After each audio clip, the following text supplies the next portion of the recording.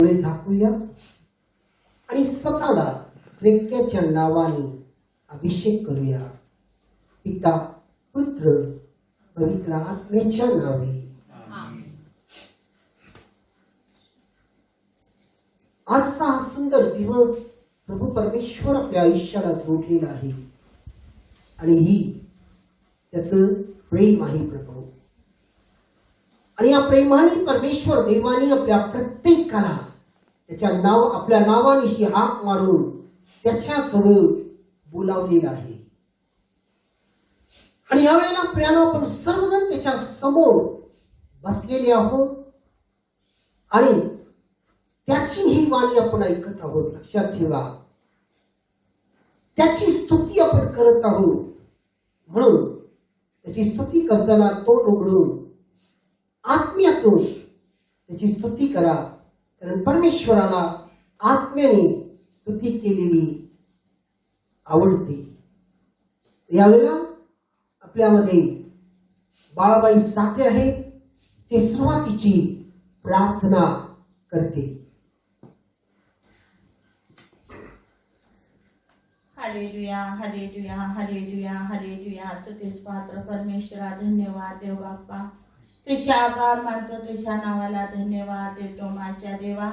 हे आमचा दयाळू, कृपाळू, कनवाळू, प्रेमळ आणि मायाळू माझ्या जिवंत आणि स्वर्गीच्या पित्या, आम्ही तुझ्या पवित्र पायापाशी नील नम्र उन्नत मस्तक होऊन तुला शरण येत असताना बापा, आम्हा प्रत्येकाला जसं आहो तसं तू स्वीकार माझ्या देवा.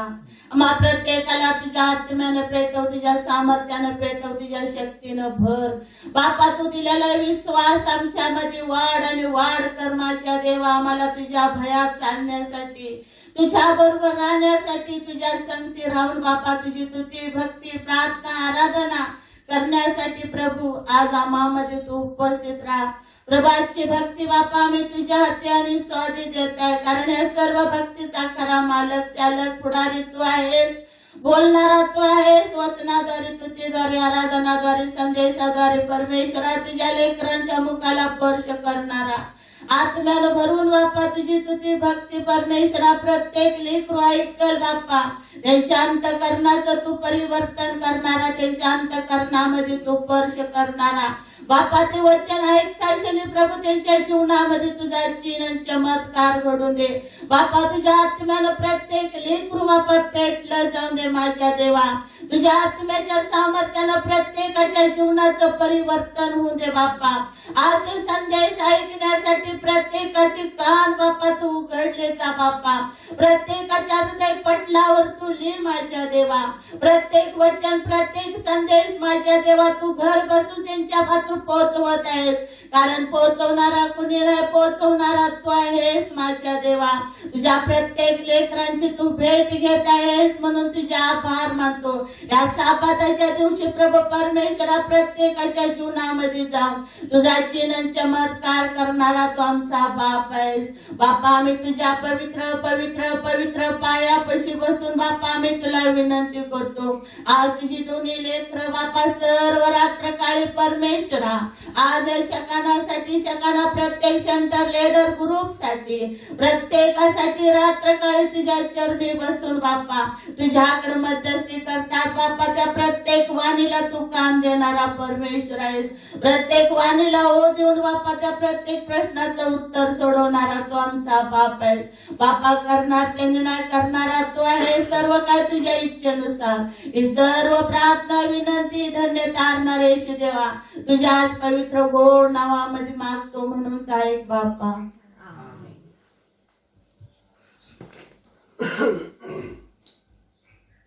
यावेळेला आपल्यामध्ये कॉयर आहे आणि ते स्तुती करतील. पण सर्वजण या स्तुतीमध्ये मनापासून आज भाग घेऊया आणि देवाची स्तुती आत्मेने भरून करूया.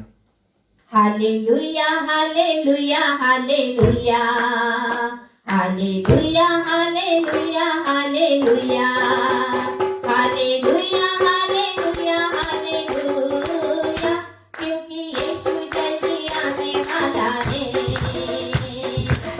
Hallelujah, hallelujah, hallelujah, hallelujah, hallelujah,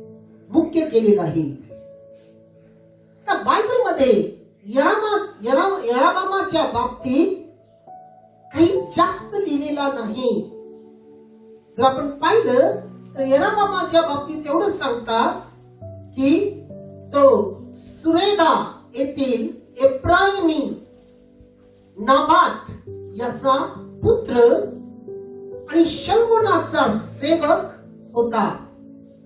त्याची आई विधवा असून तिचे नाव सुरवा होते. बघा, प्रश्न हा आहे की राजा शल्मोन यराबामाला का निवडले? राजा शल्मोन यराबामाला का निवडले? कारण यराबाम तो जास्त शिकलेला होता, काही तो जास्त देखणा होता, की तो जास्त उंच होता, की तो जास्त श्रीमंत होता. राणू, यापैकी यराबाम काहीही नव्हता. परंतु बायबल म्हणते यराबाम शूरवीर आणि उद्योगी होता. काय होता?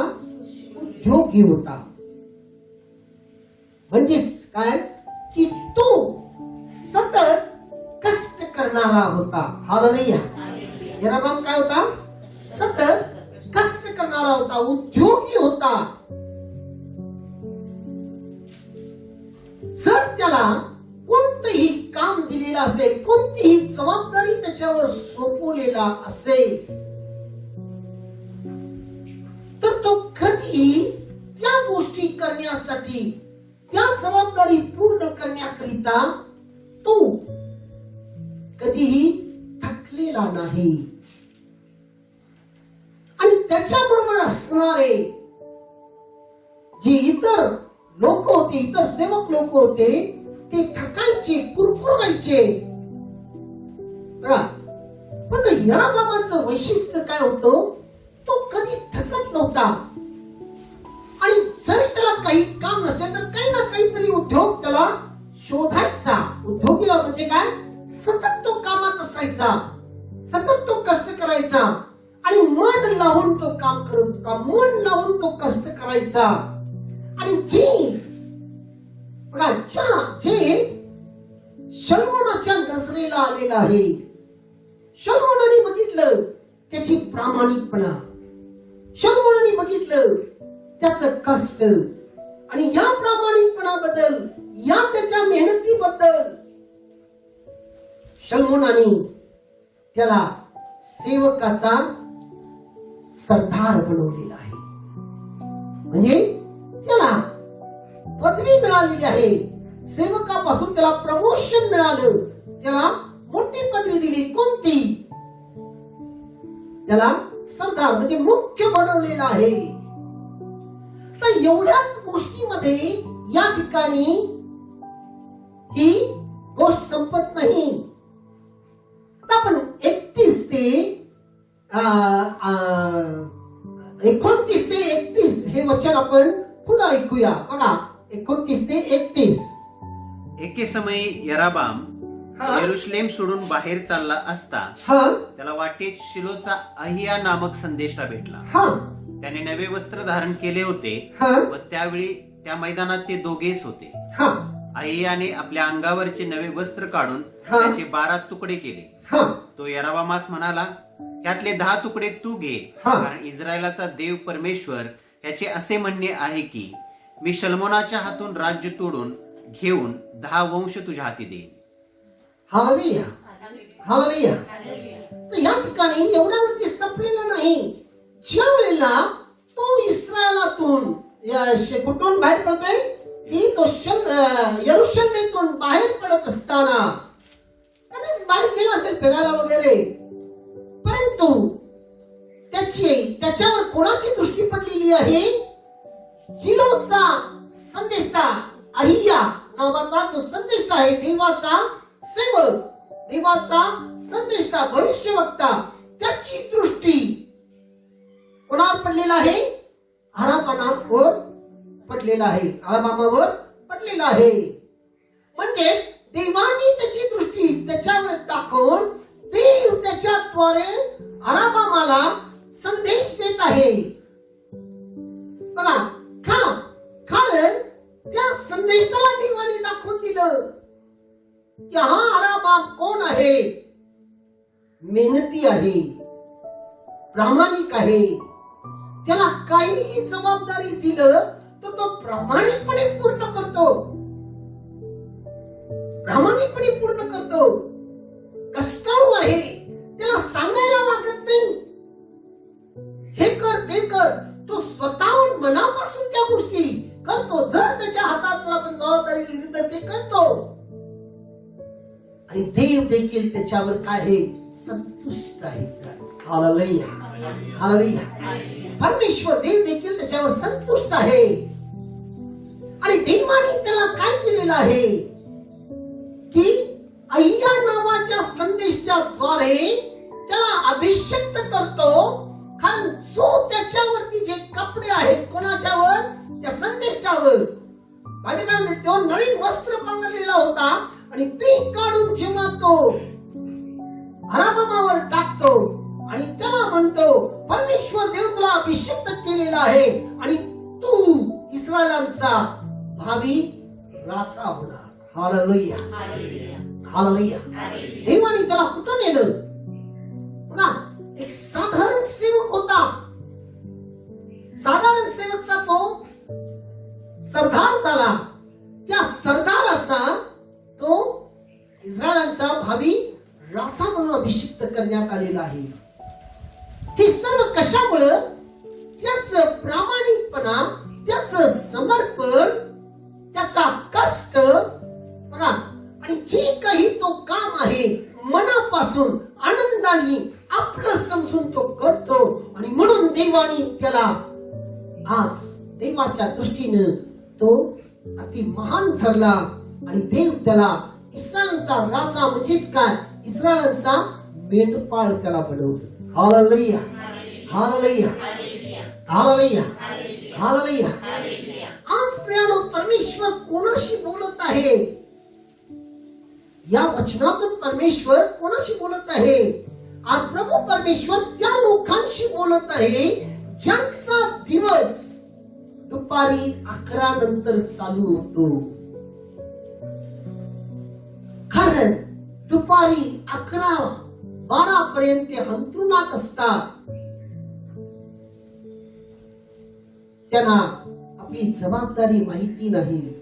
परमेश्वर देव त्या लोकांशी बोलत आहे जे आपल्या जबाबदारी पासून आज तोंड फिरवलेले आहे, झटकलेले आहे. त्यांना जबाबदारी उचलायला नको, कोणत्याही प्रकाराचं काम करायला नको. त्या तरुण मुलांच्यासाठी, त्या तरुण मुलींच्यासाठी, त्या तरुण पुरुषाकरिता जो कुटुंबाचा प्रमुख आहे, त्या स्त्री करिता जी कुटुंबाची प्रमुख आहे, आज त्या प्रत्येकासाठी परमेश्वर देव आपल्याशी बोलत आहे. प्रियानो, बघा, आपण घरामध्ये जर बघितलं तर आई बाप किंवा कोणी जरी एखाद्याला सांगितलं, बाबा तिथून जाऊन जरा पाणी घेऊन ये किंवा ही वस्तू तिथं ठेव, तर आपण काय करतोय, ज्यावेळेला त्याला सांगितल्यानंतर ते काय करते, त्याच्यापेक्षा जे लहान आहे त्याला ते सांगते. ते करत नाही काम, दुसऱ्याला सांगते. आणि तू जाऊन प्रत्येक वेळेला मलाच का काम सांगताय, प्रत्येक वेळेला मीच का करू. आज प्रियानो, या लॉकडाऊन मध्ये घरातल्या तरुण मुली आज आपल्या आईला मदत करतात. आईला मदत करून स्वयंपाक शिकून घेऊया, दुसऱ्या गोष्टीमध्ये तिला हातभार लावूया. ते करत नाहीत, कारण त्यांना मोबाईल बघायला पाहिजे, मोबाईलवर खेळत बसायला पाहिजे, नाहीतर त्यांना म्हणशील अंथरुणामध्ये विश्रांती घ्या, उशिरा उठा किंवा टीव्ही बघत बसा. जर ते शिकले, कारण उद्या ते गृहिणी होणार आहे, कोणाच्या तरी घरी ते जाणार आहे, त्यांच्यावरती जबाबदारी येणार आहे. आणि ज्या वेळेला त्या घरामध्ये ती गृहिणी म्हणून जातील त्यावेळेला त्यांनी जर आतापासून जर त्यांना ते वळण लागलं नाही तर त्या घरात जाऊन त्यांनी काय देवा पेटवणार लक्षात घ्या. आणि मग त्या सासरची लोक त्यांना कसं स्वीकारणार, त्यांना तिचा नवरा कसं तिला स्वीकारणार, या सगळ्या गोष्टी तिथं चालू होतात. आज बघा अनेक पुरुष या लॉकडाऊन मध्ये आपलं काम हरवलेले आहेत, कारण फॅक्टऱ्या बंद आहेत. हालेलुया. काय बंद आहेत? फॅक्टऱ्या बंद आहेत, त्याला काम धंदा नाही बघा. आणि ते सर्वजण निवांत आहे.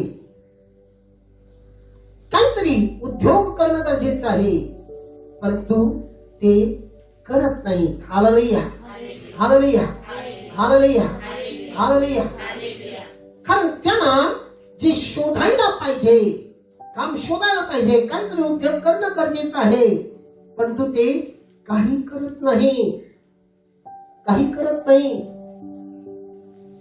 त्यांच्यामध्ये काय आहे? आळसपणा आलेला आहे.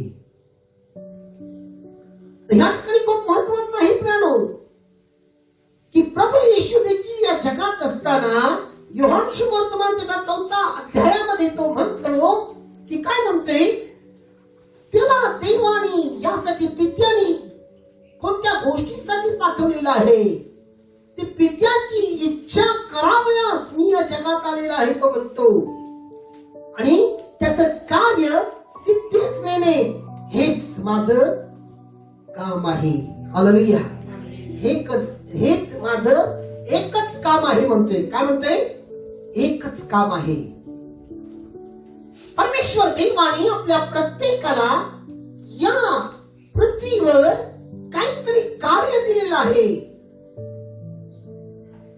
कोणाला नवरा, कोणाला बायको, कोणाला सून बघा, कोणाला लेकरं, कोणाला मोठा भाऊ, धाकटा भाऊ, बहीण. आणि ही जबाबदारी दिलेली आहे. आणि आज आपण आत्मपरीक्षण करणं गरजेचं आहे की देवाने दिलेली ही जबाबदारी आपण पूर्ण करतो का? लक्षात घ्या की देवाने आपल्याला ही जबाबदारी, देवाने कुटुंब दिलेलं आहे.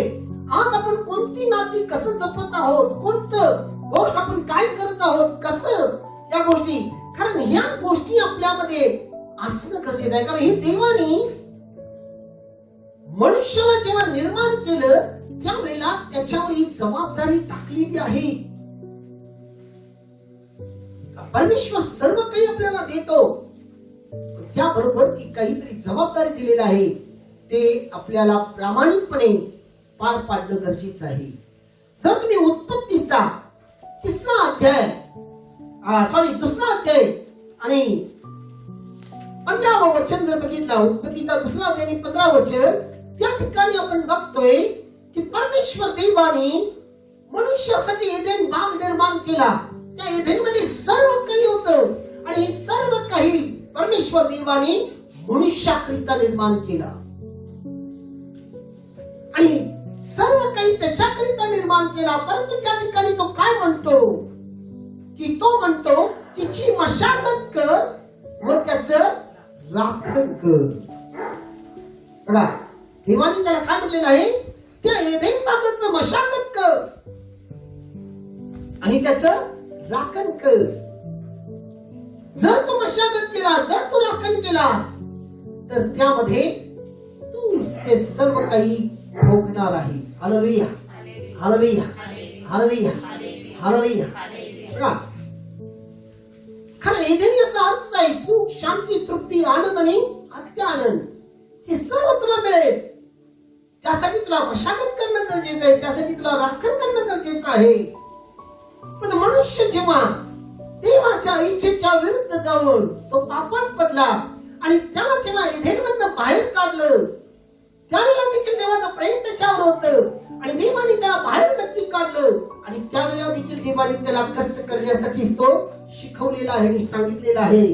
जर आपण उत्पत्तीचा 3रा अध्याय 19 वचन बघितलं तर त्या ठिकाणी बायबल म्हणते, तू आपल्या निडळाचे घामाने भाकर मिळवून खाशील. म्हणजेच तुला काय करणं गरजेचं आहे? कष्ट करून घाम घालून त्यानंतरच तुला ते भाकर मिळेल. त्या ठिकाणी दोन्ही गोष्टी आहेत. तो आत असताना सुखी असताना देखील त्याला कष्ट करायचं होतं, पण त्या कष्टाला सौम्यता होती. पाप करून जेव्हा तो बाहेर पडला त्यावेळेला त्याला अधिक कष्ट करायला लागत होत. कारण या ठिकाणी परमेश्वर मनुष्याला प्रामाणिकपणाबद्दल बोलत आहे. Hallelujah, hallelujah, hallelujah, hallelujah. कारण आपलं प्रामाणिकपणा खूप महत्वाचं आहे. कारण या ठिकाणी परमेश्वर काय बोलत, कदाचित तू एधेनमध्ये बघा, कदाचित तू एखाद्या श्रीमंताच्या घरी तू जन्माला आलेला आहेस. तुझ्या वाडवडिलांपासून आलेली भरपूर प्रॉपर्टी असेल, तुझ्या घरामध्ये नोकर चाकर असतील, बघा तू सर्व काही तुझ्याकडे आहे. परंतु काही जरी असेल तरी तुला कष्ट करणं गरजेचं आहे आणि ते देखील प्रामाणिकपणे. त्याला उडवत बसू नकोस. तो नोकर आहे, तो हे आहे, मी कशाला जागेवर हलू. तुला स्वतःहून कष्ट करणं गरजेचं आणि याबद्दल तो शिकवत आहे. म्हणजेच काय, त्याचा दुसरा अर्थ असा आहे की परमेश्वर म्हणतो आळस बाळगू नको, कारण आळशावर तो प्रेम करत नाही. बेजबाबदार व्यक्तीवर तो प्रेम करत नाही. Hallelujah, hallelujah, hallelujah, hallelujah, hallelujah. त्या आळशाच्या बाबतीत राजा शलोमोन खूप सुंदर गोष्टी बोलतो प्रियानो.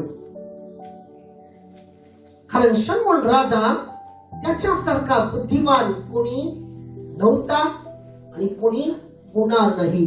कारण देवाने त्याला आशीर्वादित केलेलं होतं आणि तो खूप सुंदर तऱ्हेने बोलता आपण ऐकूया.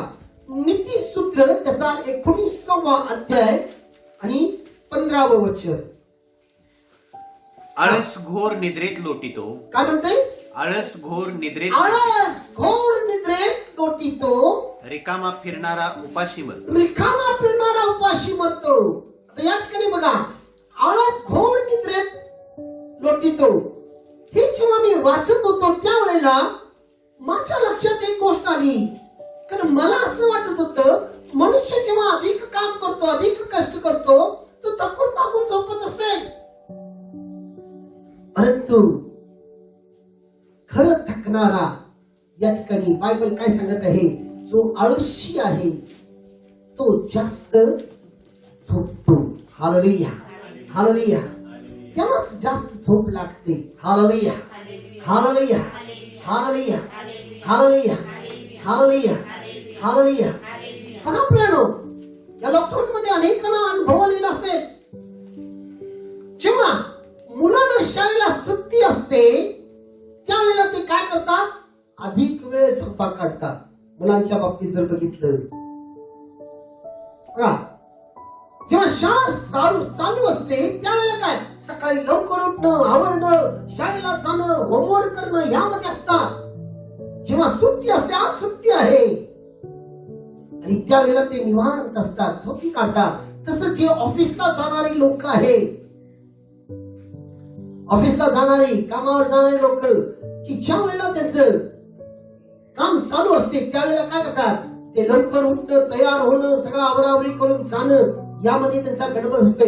ज्या वेळेला त्यांना सुट्टी असते त्यावेळेला बघा ते काय करतात, आळस करतात, आवरावरी नसते, अगदी आळशी असतात. आणि एवढंच नाही, त्याच्या दुसऱ्या दिवशी देखील त्याचा परिणाम होत असतो. जेव्हा दुसरा दिवस असतो कामावर जाण्याचा, त्यांना उठण्यासाठी त्रास होतो, कामाला जाऊस वाटत नाही. हालेलुया. बघा, खरा आळस जर बघितलं जे मी अनुभवलेलं आहे ते तुम्हाला मी सांगतो. मनुष्य म्हणते माझी झोप पूर्ण झाली नाही. मनुष्याला झोप किती तासाची झोप पाहिजे? 6 तास, 7 तास, 8 तास, 9 तास. जरी तो झोपला त्याने त्याला आळस येत नाही. खरा आळस तुम्हाला सांगतो, ज्या वेळेला मनुष्य घड्याळ लावतो पहाटे उठण्यासाठी आणि घड्याळ लावल्यानंतर तो घड्याळ गजर देतो, मनुष्य जागा होतो आणि ते घड्याळ बंद करतो आणि तो म्हणतो 5 मिनिटं झोपतो आणि उठतो.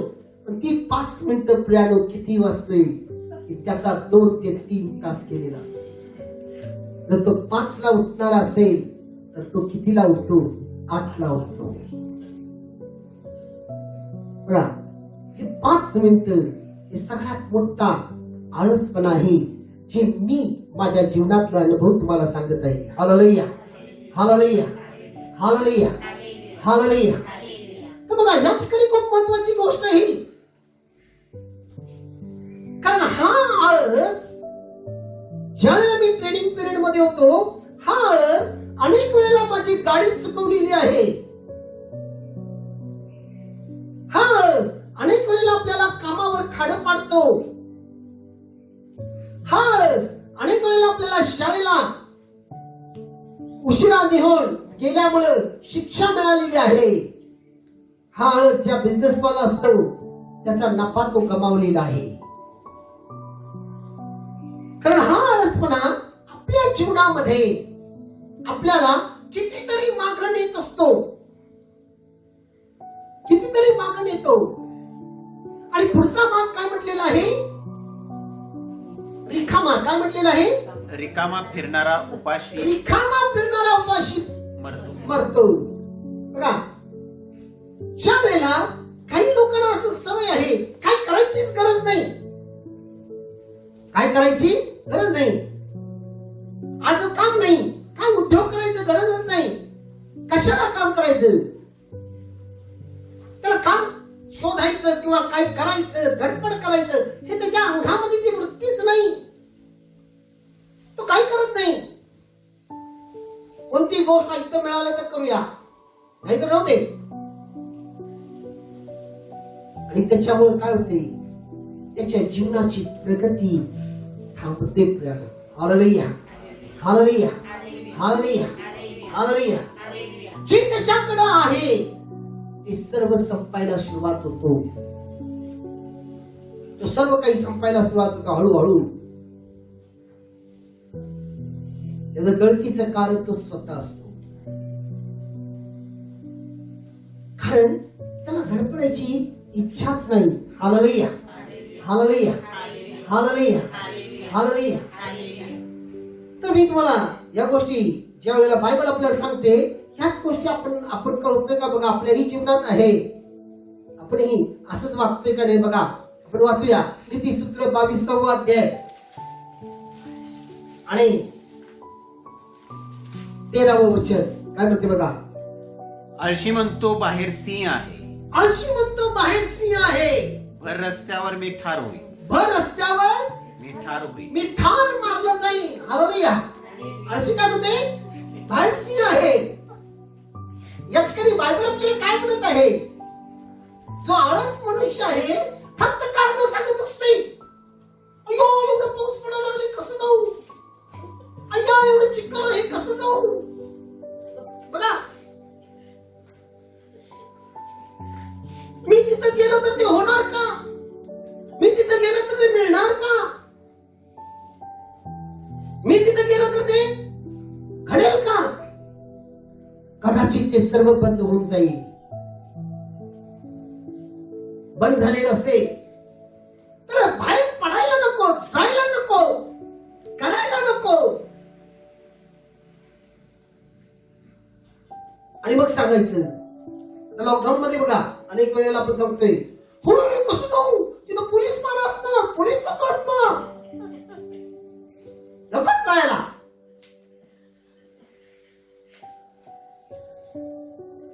हॅलो, जो मनुष्य आळशी आहे त्याला फक्त कारण सांगायला पाहिजे असते. करण्याची इच्छा नाही, त्याच्यामध्ये ती आवड पाहिजे. मराठीत मला बघा, आवड असेल तर सवड असते. तसं त्याच्यामध्ये ती आवड पाहिजे, त्याच्यामध्ये ती जिद्द पाहिजे. ती नाहीये त्याच्यामध्ये. आपण जाऊन धडकून येऊया, नाही नको धडकायला.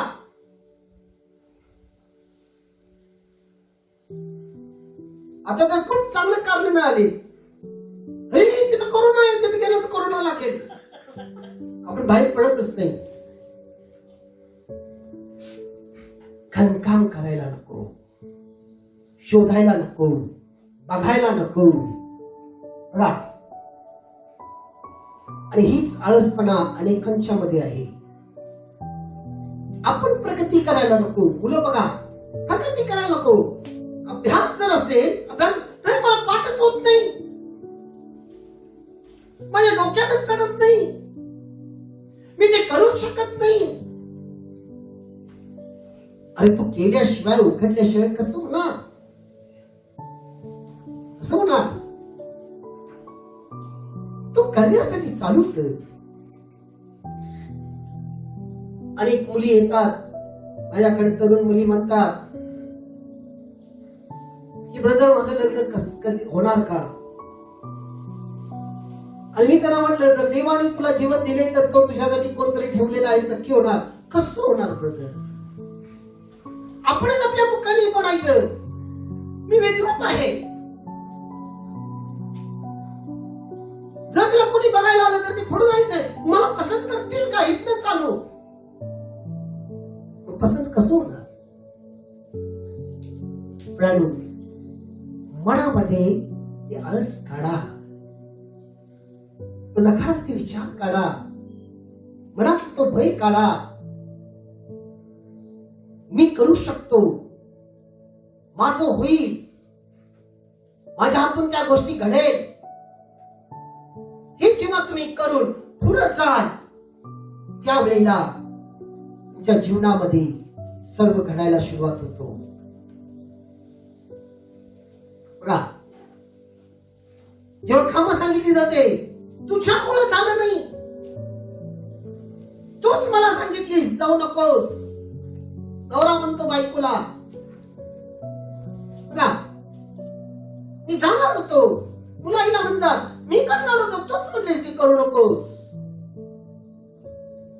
तूच मला पाठवले नाहीस. अनेक कारण आहेत प्राणो. करणारा कारण सांगत नाही, करणारा करून दाखवतो, करून दाखवतो. ज्या आई बापाची जबाबदारी असते आपल्या मुलांच्या वरती, संस्कार चांगलं त्याला वळण लावणे हे आई बापाचं काम आहे, आईचं काम आहे. विशेष करून काय करतात, मुलगा ऐकतच नाही, मुलगी ऐकतच नाही.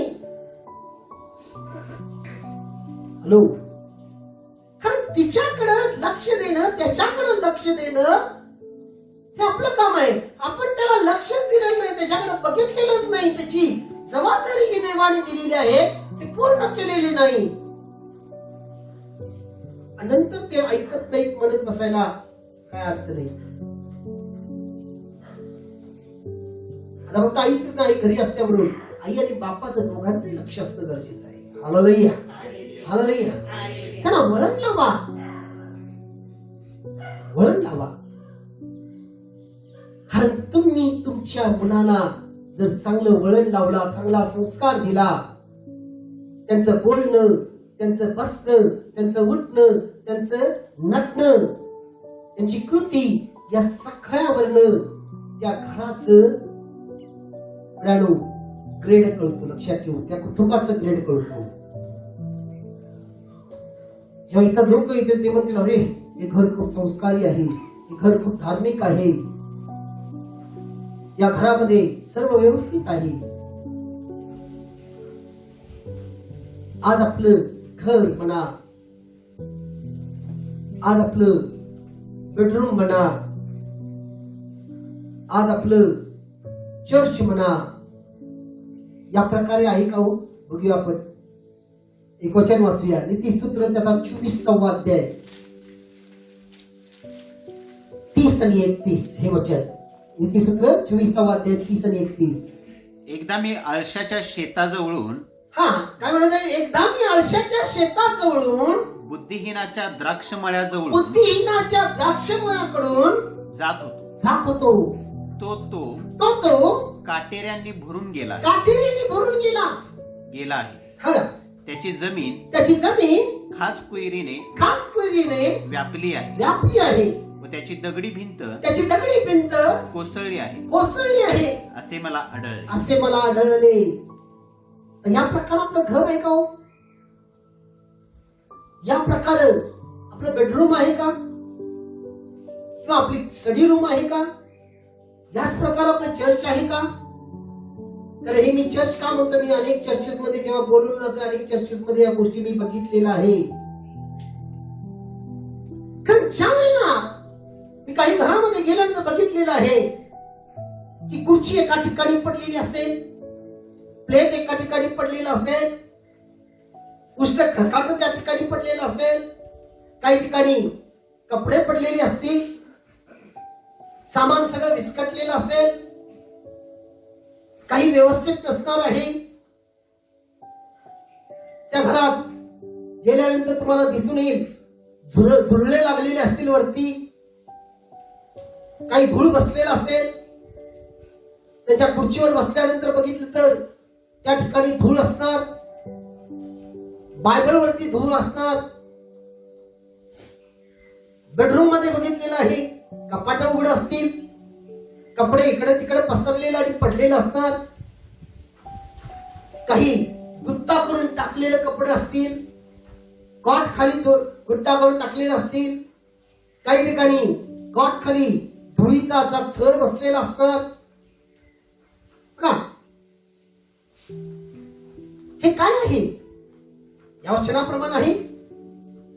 इंग्लिश मध्ये म्हणतात cleanliness is next to godliness.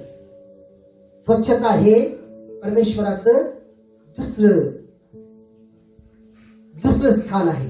दुसऱ्या ठिकाणी काय म्हणतात? Cleanliness is next to godliness. म्हणजे काय? स्वच्छता ही परमेश्वराचं दुसरा भाग आहे. खूप महत्वाचं आहे. कारण तुम्ही जर शिस्तीत राहत नाही आणि चर्चेमध्ये बघितलं जिथं देवाचं उपासना होते त्या ठिकाणी बघितलं देवाचं मंदिर, देवाचं घर म्हटलं जातं. त्या चर्चेमध्ये बघितलं भिंतीला सगळं असं जाळा लागलेल्या आहेत मोठमोठ्या. त्यांचं जे भिंत आहे ते देखील अतिशय घाणेरडं झालेलं आहे. त्या आवारामध्ये जर गेल्यानंतर बघितलं तर इथं घाण तिथं घाण, असं तसं. हे काय आहे? आपण जर आपल्या घराला व्यवस्थित ठेवत नाही तर देवाच्या घराला कसं व्यवस्थित असणार? आणि तुम्ही कसं त्या घरामध्ये राहू शकता? आळस नाही. फक्त एवढंच माहिती आहे. काय म्हणते लक्षात घ्या. खायचं, झोपायचं, खायचं, बसायचं. हॅलो.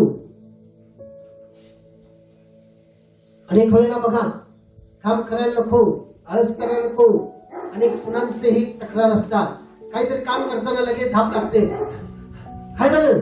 मला काय माहिती धाप लागले, काय माहिती नाही, मला कंबर दुखते, काय माहित नाही, मला तेच दुखते ते दुखते. काहीतरी करायचं असेल तर आपल्याला फक्त कारण सांगायला पाहिजे नसते.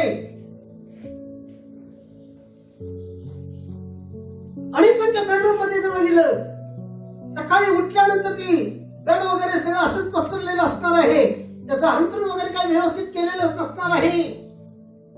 रात्री झोपायलाच त्या ठिकाणी जायचं. हॅलो. हा आळसपणा प्याडू आपल्याला आपली प्रगती होऊ देत नाही आणि देवाच्या नजरेने देखील तो खाली करतो. Hallelujah, hallelujah, hallelujah, hallelujah, hallelujah. बघा, हा परमेश्वर तुमच्याशी बोलत आहे. बघा, परमेश्वर बोलत आहे. खरं तर काय म्हटलेलं आहे?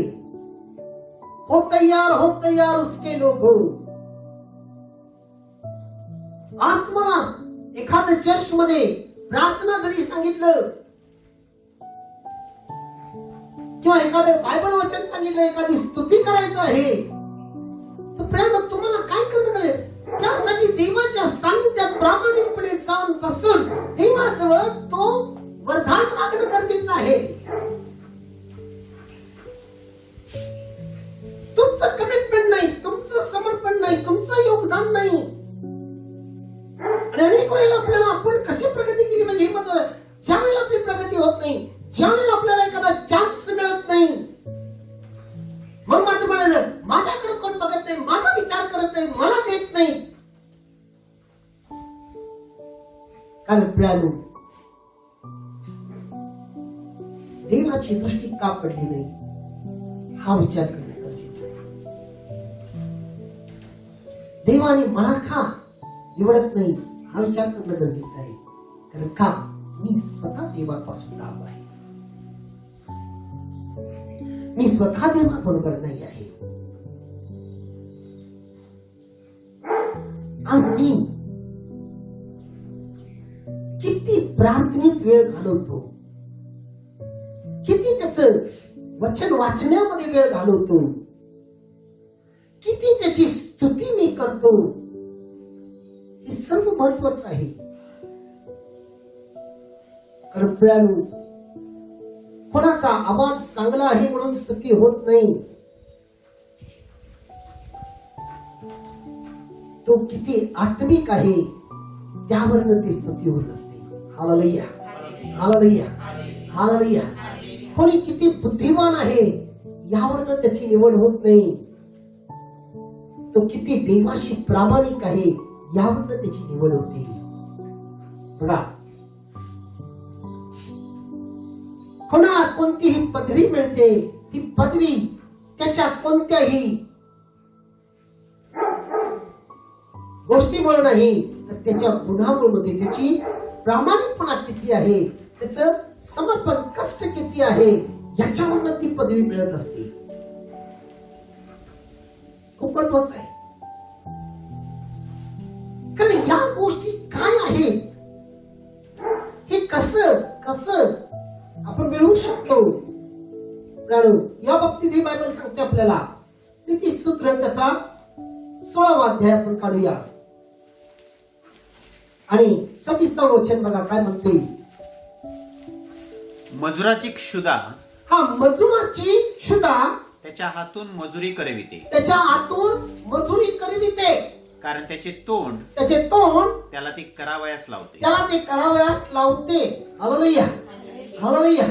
या ठिकाणी काय म्हटलं आहे की मजुराची क्षुधा म्हणजेच काय, त्याच्यामध्ये आतून ती जिद्द असते, त्याला गप्प बसवत नाही. प्राणो, तो उद्योगी असतो, त्याला गप्प बसवत नाही. तो जर बसला तर त्याला बसू देत नाही, ते करण्यासाठी त्याला भाग पाडत असतो. एखादं काही विस्कटलेलं असेल त्याला ते बघवत नाही विस्कटलेलं आहे, त्याला सरळ करणं गरजेचं आहे. एखादं तुटलेलं आहे त्याला बघवत नाही ते तुटलेलं आहे, त्याला व्यवस्थित जोडून उभा करणं गरजेचं आहे. त्याच्यामध्ये आतून त्या गोष्टी असतात, जिद्द असते आतून आतून. बघा, एखादा मनुष्य जर चर्च मध्ये आला, अनेक लोकांना बघतोय, माझी नजर असते की कोणीतरी कुरकुरे वगैरे खाऊन ते पाकिट वगैरे टाकलेले असतात, ते बघतात त्याला तुडवून जातील किंवा त्याला ओलांडून जातील. एखादं काहीतरी पडलेलं असेल त्याला ओलांडून जातील.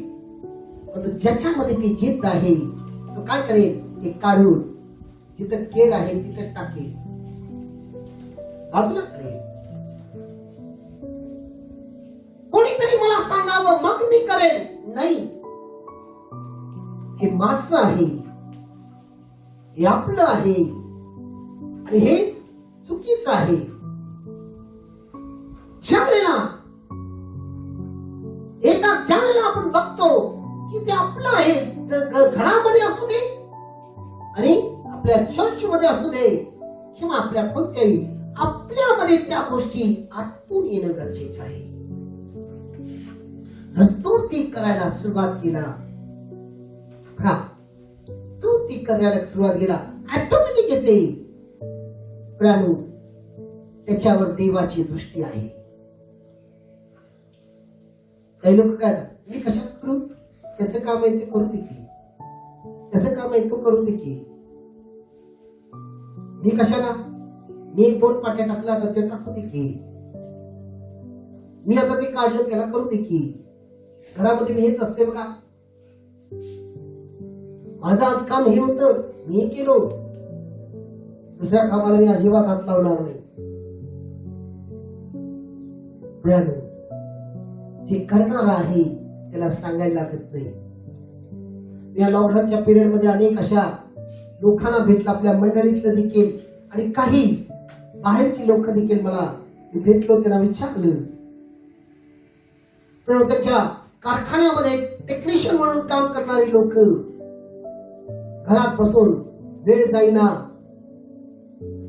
त्यांना टेक्निशियनचं काम मिळत नाही म्हणून ते घरी बसले नाही, गौंड्याच्या हाताखाली कामाला गेलेले आहेत.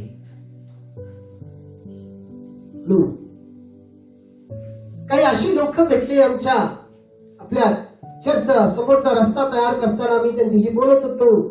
ते म्हणले की साहेब आम्ही फॅक्टरीमध्ये काम करतोय, तर आमची फॅक्टरी बंद आहे म्हणून ते रस्त्यावरती रोडची कामं करत आहे. दगड टाकायची, पसरायचे, डांबर मारायचं, मुरुम टाकायचं असली कामं करत आहे.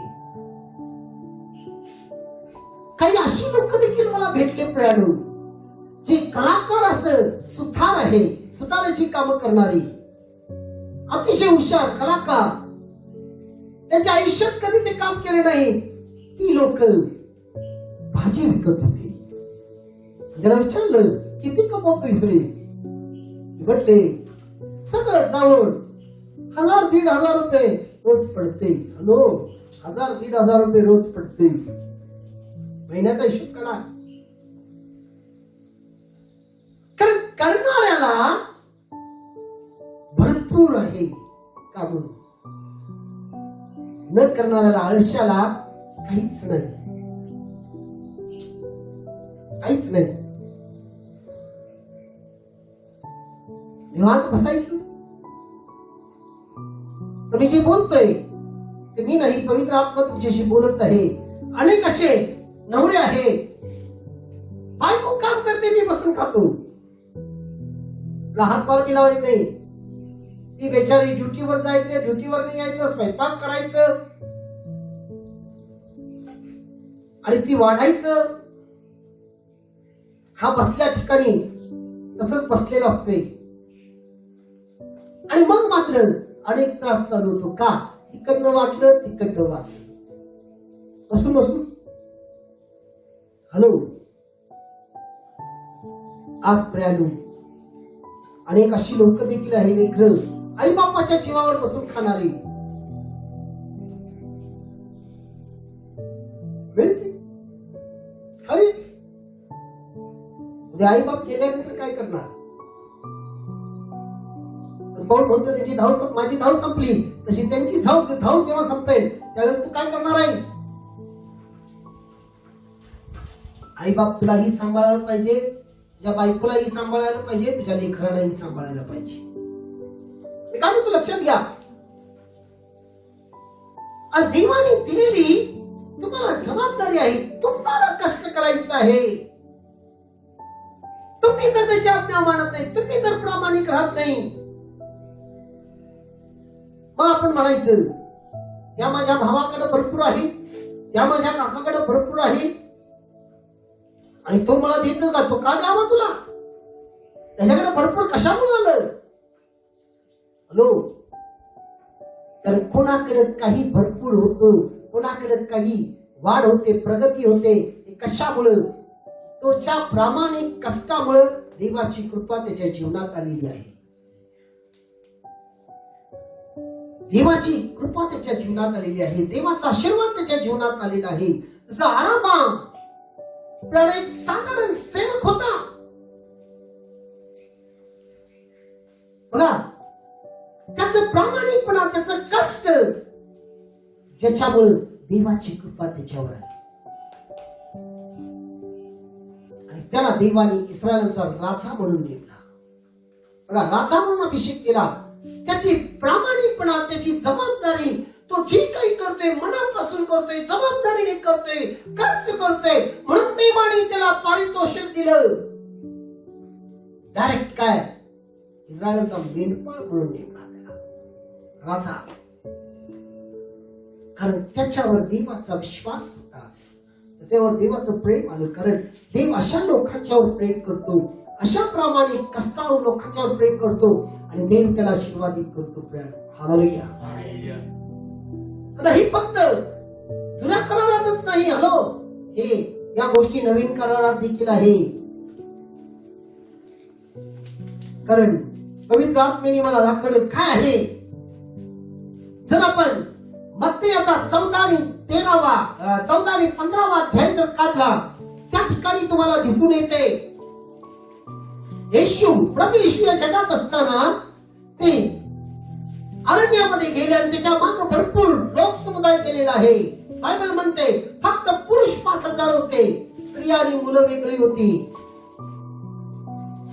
आणि येशूचे शिष्य त्याच्याकडे येऊन म्हणतात की गुरु की दिवस मावळत आहे, लोक अरण्यात आहे, त्यांना निरोप द्या की ते आपापल्या घरी जाऊ दे किंवा शहर जवळ आहे, शहरात जाऊन काहीतरी विकत घेऊन खाऊ दे.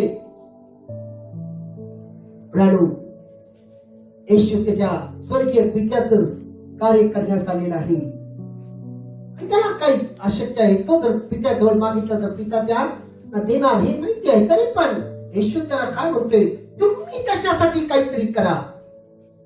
शिष्याला म्हणतो तुम्ही त्याच्यासाठी काहीतरी करा. कारण येशू शिष्याला सांगत आहे, हा आळशीपणा नको,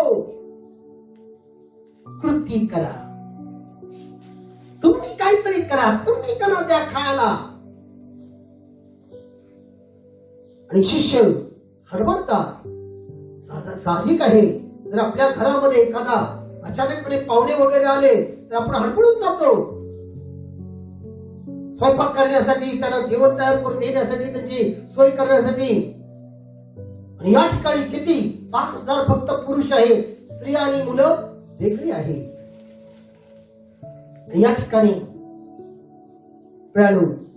येशू म्हणतो त्यांना तुम्ही द्या. नंतर येशू त्याला काय म्हणतो, प्रत्येकाला जाऊन गवतावर पंक्तीनं बसवा. त्यांना बसवायला लावतो. आणि जे त्यांच्याकडे आहे 2 मासे आणि 5 भाकरी आणून देतात, त्यावर तो आशीर्वाद मागतो पित्याकडे. आणि आशीर्वाद मागतो, धन्यवाद देतो आणि त्याच्या सेवकाला म्हणतो हे निवड वाटा.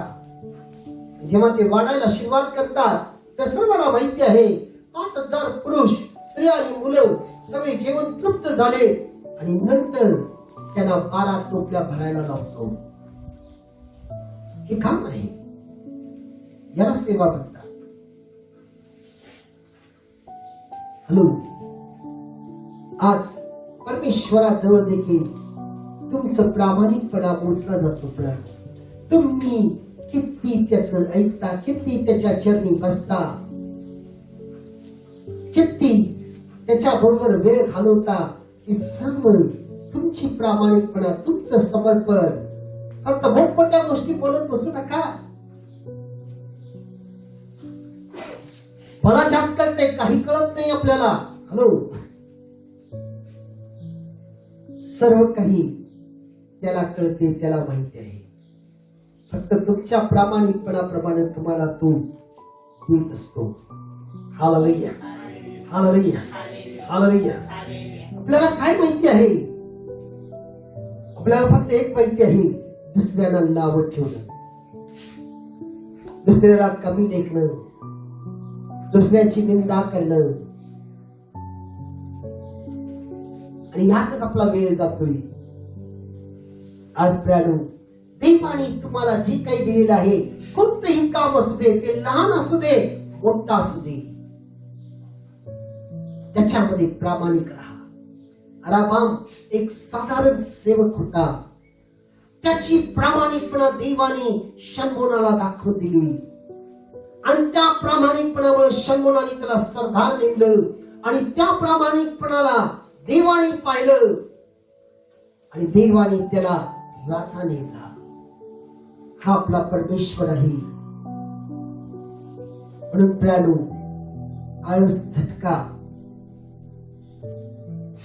कारण सोडा, आणि देवाने दिलेली प्रत्येक ती जबाबदारी मनापासून पूर्ण करण्यासाठी झटा. कारण प्रयत्न हाच परमेश्वर. जेव्हा तुम्ही प्रयत्न करता, परमेश्वराची कृपा तुमच्या जीवनात दिसून येईल. तुम्ही एक पाऊल पुढे टाकला तर तुम्हाला दिसून येईल परमेश्वर तुमच्या पुढे 9 पाऊल चालून आलेला आहे. आज तो आपला परमेश्वर आहे, आणि तो आपल्याशी बोलत आहे. प्राणू, हालेलुया, हालेलुया, हालेलुया, हालेलुया. यावेळी आपण सर्वजण डोळे झाकूया, आणि आजपर्यंत आपण जे काही वागत असेल, आळसपणा केलेला असेल, आज देवाला समर्पण होऊ. आज देवाजवळ विनंती करूया की प्रभू मला क्षमा कर, कारण आज तुझ्या या वचनाद्वारे तू आमचे डोळे उघडलेला आहे. आज आम्हाला दिलेली प्रत्येक जबाबदारी आम्हाला प्रामाणिकपणे आणि शिस्तबद्धरित्या करायचं आहे. म्हणून माझ्या देवा, आज तू तुझ्या वरील अभिषेकाने आम्हाला परिपूर्ण कर, कारण तू आम्हाला सर्व काही दिलेलं आहे. आदामासाठी एधेन दिलेला आहे, तसं आज तू आम्हाला देखील सर्व काही एधेन प्रमाणे आमचं कुटुंब, आमचं काम, आमचा व्यवसाय अनेक जबाबदारी दिलेला आहे. माझ्या देवा, आम्ही नेहमी कोणीतरी आमच्यासाठी करावं, कोणीतरी आमच्यासाठी उभा राहावं याची वाट आम्ही पाहत बसतो, आणि नेहमी आम्ही दुसऱ्याकडे अपेक्षा करतो. जे तू दिलेलं आहे ते आम्ही विसरून जातो, आणि म्हणून आज आम्ही ते कमावत आहोत, कमावलेले आहोत. प्रभू, आज आम्हाला क्षमा कर. अपश्यताविरुद्ध आम्ही तुला शरण येत असताना प्रभुदेवा, आम्ही हरवलेले सर्व काही तू आम्हाला परत दिलेलं आहे हा आम्ही विश्वास ठेवतो. यापुढे आम्ही कमावलेले सर्व मिळवल्याशिवाय राहणार नाही हे आम्ही तुला वचन देतो.